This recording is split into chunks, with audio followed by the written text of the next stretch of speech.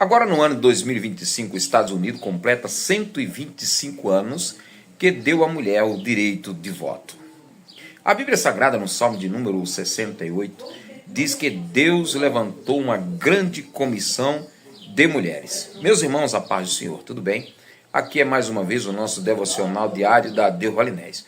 Hoje é dia 8 de março de 2025. Quero parabenizar a todas as mulheres pelo Dia das Mulheres. Por isso que hoje estamos com esse devocional falando sobre a poderosa presença de Deus. Falando como Deus tem abençoado, como Deus tem agido nessa comitiva de mulheres. Lá nos Estados Unidos, como falei aqui há pouco, faz 125 anos que a mulher teve direito a voto, teve direito a ir à escola, teve direito a aprender as coisas e daí por diante. Hoje nós vamos aprender o nosso devocional diário falando um pouco sobre isso. Há um tempo atrás eu fui dar uma palestra justamente para o Dia das Mulheres. E naquela palestra, no círculo de oração, naquele círculo de oração eu perguntei para as irmãs o que as mulheres tinham inventado até então. E algumas delas não souberam dizer o que as mulheres inventaram. Então eu dizia para elas que o homem inventou isso, o homem inventou o relógio, o homem inventou o carro, o homem inventou isso. Mas o que as mulheres inventaram? E elas não souberam. Mas eu vou lhe dizer uma coisa, o homem, por exemplo, ele inventou o carro. Mas sabe quem inventou aquele limpa-para-brisa? A mulher. O homem fez muita coisa, mas sabe quem foi que inventou a máquina de lavar? Foi a mulher. A máquina de lavar louça? Foi a mulher.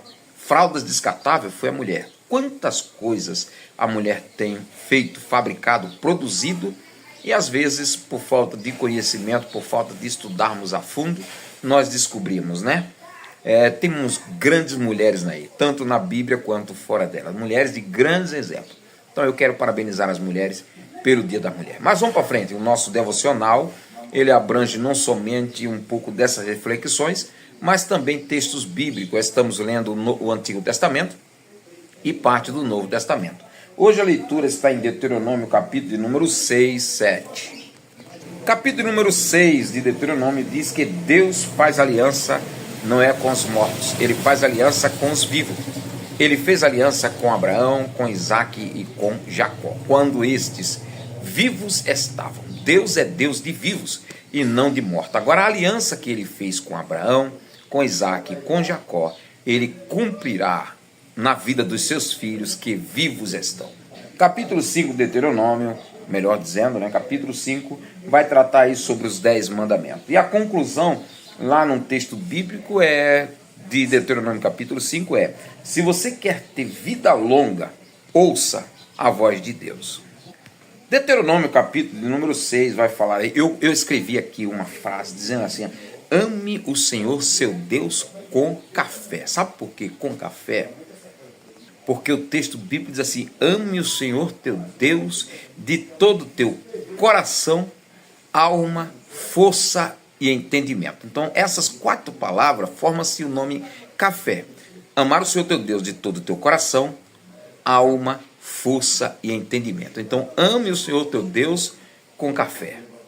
Aí diz mais assim, olha, fala com o teu filho sobre essas palavras, sobre esse mandamento, sobre esta lei, na cama antes de dormir, quando acordar, no caminho, na mesa, por onde andar, você vai falar dessa lei para eles.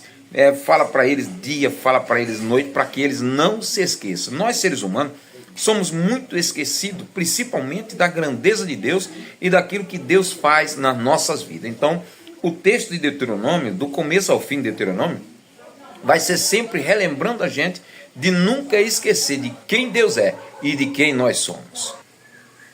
Deus disse para o povo de Israel, escreve esta lei, escreve esses textos nos braços, no meio da testa, perante os olhos, nos umbrais da porta, para que a tua família acompanhe, para que a tua família nunca esqueça do Senhor.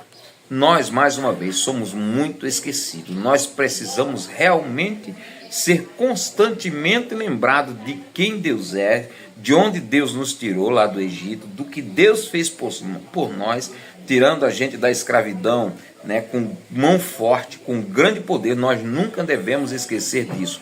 E era o que Deus fala aqui para o povo de Israel. Não se esqueça.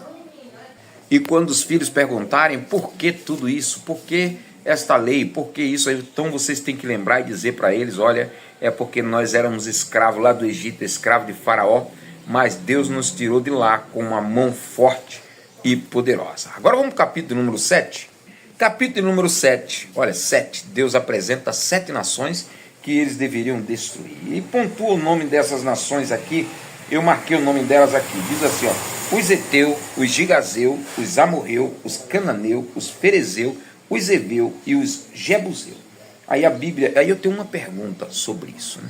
Por que Deus manda o povo de Israel destruir todas essas nações? Aí vem umas pessoas que não creem em Deus, são umas pessoas que são ateu, né? Outras pessoas que são incrédulos, que ficam dizendo o seguinte, por que Deus manda destruir todas essas nações? A resposta é simples. A Bíblia diz que todo este povo aí, irmãos, eles pecaram contra Deus. Sabe o que acontece? Deus sempre foi presente em todas as nações, Deus sempre abençoava este povo.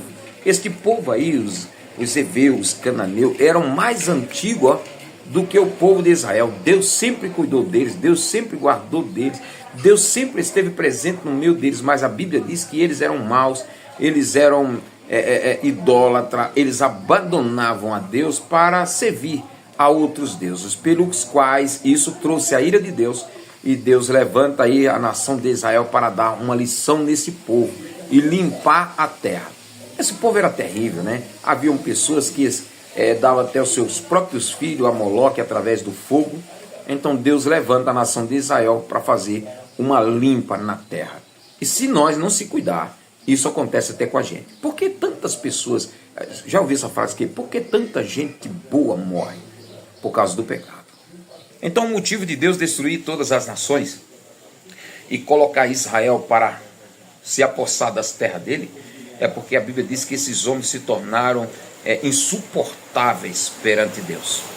E a Bíblia diz que Deus fez isso para castigá-los, porque ele visita a maldade do pai no filho até a 4ª geração daqueles que aborrecem o nome do Senhor.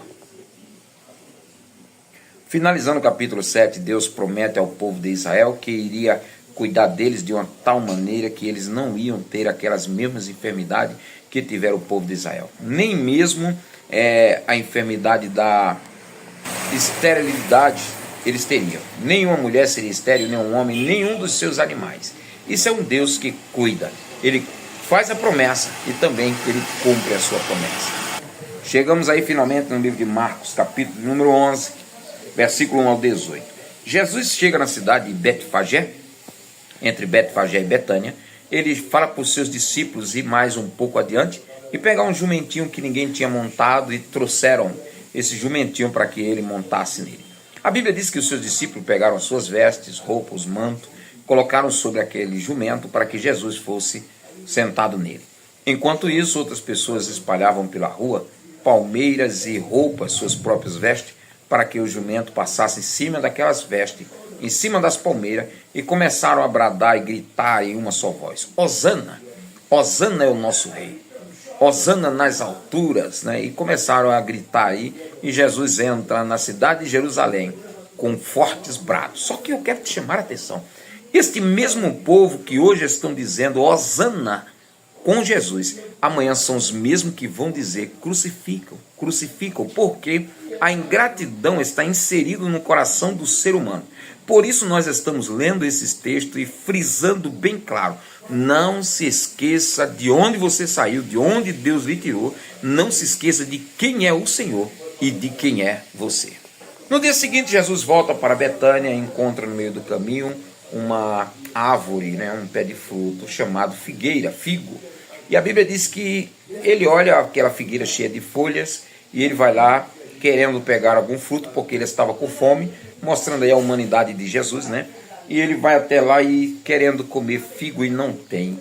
E ele disse para aquela figueira: nunca mais você vai enganar ninguém, nunca mais você vai ficar tão verde, tão bonita, né? Para as pessoas virem aqui debaixo de você e não ter fruto. Eu estou colocando outras palavras, né?